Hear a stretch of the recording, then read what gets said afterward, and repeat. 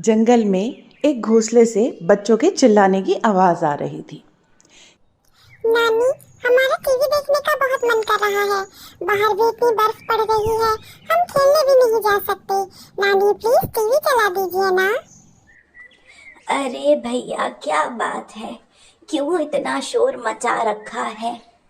बस आजकल के बच्चों को कोई काम नहीं। टीवी टीवी टीवी, बस टीवी। अरे रोमांच तो हमारे समय में हुआ करता था, जब हम जंगल में ऊंची ऊंची उड़ानें उड़ा करते थे। और आजकल के बच्चे बस टीवी टीवी टीवी। अच्छा नानी, आप तो ऐसे कह रही हो जैसे पता नहीं कितने बड़े जेम्स बॉन्ड हो। अच्छा, तुम्हें ऐसा ही लगता है ना कि तुम्हारी नानी कुछ नहीं कर सकती थी? अरे मैं हमेशा से थोड़ा ही ऐसी बूढ़ी हूँ। जब मैं जवान थी तो मैं पूरे जंगल में उड़ती रहती थी और न जाने कितनी रोमांचक चीजें किया करती थी। अच्छा नानी, तो हमें भी थोड़ा कुछ बताओ, क्या क्या किया करती थी तुम? अच्छा, चलो आओ बैठो। इसी बहाने से ही तुम्हारा कुछ देर टीवी तो छूटेगा। ये मेरे बचपन के दिनों की कहानी है। सुबह का समय था। सूरज की पहली किरणें जंगल में चमक रही थी। चिड़ियों की चहचहाहट सुनाई दे रही थी। मैं अपने घोंसले के बाहर झांक कर देख रही थी। आसमान में उड़ते जाऊं, सपने करूं बुलंद, चह चह के गाना गाऊं, रोज नई उमंग। मैं हूँ एक छोटी सी चिड़िया, इस जंगल की जादू पुड़िया। आहा, क्या खूबसूरत सुबह है। लेकिन हर दिन बस यही पेड़, यही घोंसला। कभी कभी लगता है कि बाहर की दुनिया देखनी चाहिए। आज मैं जंगल के अंदर जाऊंगी। कौन जानता है वहाँ क्या रोमांच छुपा हो। टूनी पंख फड़फड़ाते हुए उड़ान भरती है। उड़ते उड़ते वो देखती है कि जंगल के सभी पशु पक्षी एक ओर की तरफ भागे जा रहे हैं। उसे समझ नहीं आता कि ये क्या हो रहा है। उड़ते उड़ते वो एक बड़े पेड़ के पास पहुंचती है, जहां जंगल के कई सारे जानवर इकट्ठा थे और थोड़े से परेशान दिख रहे थे। वो जाकर उस पेड़ पर बैठ जाती है और गौर से कोशिश करती है उनकी बातें सुनने के लिए। हे भगवान, अब क्या होगा? मेरे राज्य में ऐसा कैसे हो सकता है? मेरे रहते किसकी इतनी हिम्मत हुई? देखो भाई शेर राजा, तुम्हारे होते हुए अगर ऐसा हो गया तो फिर कहने ही क्या। देखो, अगर मेरी नदी को कुछ हुआ तो मैं तो बाहर आके रहने लगूंगा। फिर मत कहना कि मैंने तुम्हारे जंगल में आतंक मचा रखा है। तुम तो बस रहने ही दो घड़ियाल।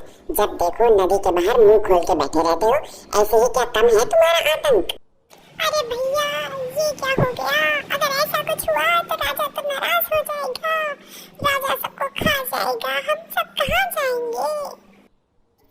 चुप करो मेमने, ये बहुत बड़ी समस्या है। तुमने इसे मजाक समझ रखा है। हाँ, तुम चुप करो मेमने। हाँ भैया, मुझे तो सब लोग चुप कर देंगे। हाथी राजा, तुम भी मुझे चुप कर दो। तुम्हें कौन सा शेर खाता है? शेर तो हम जैसे लोगों को खाता है ना। खामोश। मेरे रहते हुए यहाँ पर आप लोग आपस में क्यों लड़ रहे हैं? ये वक्त मिलकर समस्या को सुलझाने का है। मेरा जंगल सुख और शांति के लिए जाना जाता है। ये जो आप लोग आपस में लड़ रहे हैं, ये जरूर इसी घटना की वजह से हो रहा है, वरना आज तक हमारे जंगल के प्राणियों में आपस में लड़ाई नहीं हुई। अरे दोस्तों, यहाँ इतनी हलचल क्यों है? सब इतने चिंतित क्यों लग रहे हैं? अरे टूनी, थोड़ा शांत, जरा धीरे बोलो। देखते नहीं राजा की सभा चल रही है। वो तो मैं देख ही रही हूँ मोर अंकल, लेकिन ये तो बताओ कि हुआ क्या? हमारा जादुई रत्न चोरी हो गया है। ये रत्न हमारे जंगल की शक्ति का स्तोत्र है। अगर वह वापस नहीं आया तो हमारा जंगल कमजोर हो जाएगा। ओहो, आप सब लोग किस बात की चिंता कर रहे हैं? मिल जाएगा, एक रत्न ही तो है। तभी शेर गर्रा के बोलता है। टूनी, अगर तुम्हें कुछ ना पता हो तो उसके बारे में मत बोलो। वो जंगल का सबसे अनोखा पत्थर था। उस पत्थर की वजह से ही हमारे जंगल में सुख शांति है। अगर हम यहाँ पर सभा कर रहे हैं तो कोई जरूरी ही बात होगी ना। ओहो, आप सब लोग चिंता मत कीजिए, मिल जाएगा रत्न। मैं छोटी हूँ लेकिन मदद कर सकती हूँ। मुझे बताइए, कहाँ रखा था रत्न आप लोगों ने? यह चट्टान पर रखा था, वो दिख रही हो ऊपर ऊंची सी चट्टान, वहां रखा था पत्थर, लेकिन सुबह से गायब है, वहां है ही नहीं। अच्छा बाबा, ठीक है, मैं वहां जाकर देखती हूँ। मैं उड़ सकती हूँ ना, जाकर देखती हूँ, शायद मुझे वहां कोई सुराग मिल जाए। टूनी उड़ान भरती है और चट्टान की ओर चली जाती है। उड़ते उड़ते वो सोच रही थी, ओफो, ये शेर राजा भी ना उड़ तो सकते नहीं है और पत्थर को उठाकर चट्टान पर रख दिया। अब खो गया, गिर गया होगा तो कहाँ ढूंढेंगे उसे? अच्छा, इतना जरूरी पत्थर था तो उसको तिजोरी में रखना था ना, उठाकर चट्टान पे रख दिया। खैर मुझे क्या, मुझे तो ढूंढ के देना है। इसी बहाने उस घोंसले से तो आजादी मिलेगी, थोड़ा उड़ने को ही मिल जाएगा। टूनी पहुंचती है चट्टान के ऊपर। मैं यहाँ आ तो गई हूँ राजा से कहकर कि उनका रत्न ढूंढकर उनको दे दूंगी, लेकिन मैं उसे ढूंढूंगी कैसे? मैंने तो देखा भी नहीं है कि वो कैसा लगता है। लेकिन जंगल को भी बचाना है, कुछ तो करना पड़ेगा टूनी, कुछ तो करना पड़ेगा। वहां उसे छोटे छोटे पंजों के निशान दिखाई देते हैं, जिन्हें वो गौर से देखती है।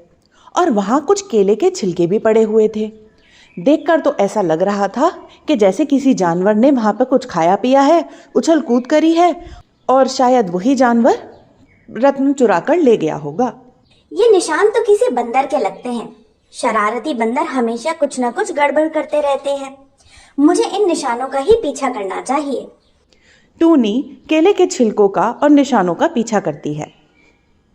आगे चल के उसे एक पेड़ के ऊपर बंदर बैठा हुआ मिलता है, जो हाथ में रत्न लेकर खेल रहा है। वह रत्न को इधर उधर उछाल रहा है। वाह, ये रत्न तो कितना चमकता है। अब ये मेरा खिलौना है, इससे खिलौना कितना मजेदार। हम तो खेलेंगे खिलौने से। चमकता पत्थर मेरा खिलौना कितना मजेदार। अरे बंदर भाई, ये तुम क्या कर रहे हो? ये रत्न तो जंगल का है, इसे वापस दे दो। नहीं, अब ये मेरा है, मैंने इसे पाया, अब ये मेरा खिलौना है। बंदर भाई, तुम तो बहुत चालाक हो, लेकिन क्या तुम्हें नहीं पता कि ये रत्न जादुई है? जादुई? जादुई कैसे? अगर ये रत्न गलत हाथों में जाता है तो पूरा जंगल मुरझा सकता है। तुमने देखा होगा, हमारे फूल पहले जैसे नहीं खिल रहे हैं। सच में? लेकिन मुझे तो ये रत्न बहुत पसंद है। अच्छा, तो अगर तुम्हें मैं एक मजेदार कहानी सुनाऊं तो क्या तुम इसे वापस करोगे? कहानी? हाँ, लेकिन अगर कहानी मजेदार हुई तो मैं सोच सकता हूँ। टूनी बंदर को कहानी सुनाती है। एक बार की बात है, एक बंदर ने एक जादुई रत्न चुरा लिया। वह उससे खेलता रहा, लेकिन जैसे ही उसने रत्न को अपने पास रखा, जंगल के सारे पेड़ मुरझाने लगे, फूल सूख गए और पक्षी उड़कर दूसरे जंगल में चले गए। ओह, फिर क्या हुआ? फिर जब बंदर ने रत्न वापस कर दिया तो सब कुछ ठीक हो गया। जंगल फिर से हरा भरा हो गया और सारे जानवर खुश हो गए। क्या सच में ऐसा हो सकता है? ये पत्थर क्या जंगल को नुकसान पहुंचा देगा अगर मेरे पास रहा तो? हाँ, अगर तुम रत्न वापस कर दोगे तो जंगल तुम्हारा सबसे अच्छा दोस्त बन जाएगा। ठीक है, मैं इसे वापस कर देता हूँ, लेकिन क्या तुम मेरी दोस्त बनोगी? हाँ हाँ बिल्कुल, हम अब से अच्छे दोस्त बनेंगे। टूनी और बंदर रत्न लेकर राजा के पास पहुंचते हैं और सारे जानवर खुश हो जाते हैं। टूनी, तुम्हारी समझदारी और दयालुता ने हमारे जंगल को बचा लिया। तुम हमारी हीरो हो। सबसे बड़ी बात यह है कि हमने मिलकर काम किया और अब हमारा जंगल सुरक्षित है। शेर जी, अब आप इस पत्थर को संभाल के रखिएगा तिजोरी के अंदर, ऐसे ही चट्टान पर उठा के मत रख लीजिएगा, बार बार टूनी नहीं आएगी मदद करने। सारे जानवर खुशी खुशी हंसने लगते हैं। तो इस कहानी से हमें क्या सीख मिलती है? दया और समझदारी से बड़ी समस्या सुलझ सकती है, मिलजुल कर काम करने से हमेशा जीत होती है। अरे वाह नानी, हाँ, तो तुम्हें क्या लगता था कि मैं ऐसे ही बैठकर बस तुम लोगों को डांटती रहती हूँ और कोई काम धाम नहीं है क्या मेरे पास? नानी, एक और कहानी सुनाओ ना जो इतनी ही मजेदार हो। अच्छा, एक और कहानी सुननी है? तो फिर तो मिस टून जी पर दोबारा वापस आना पड़ेगा अगले एपिसोड के लिए। तब तक मिस टून जी को लाइक, शेयर और सब्सक्राइब करें।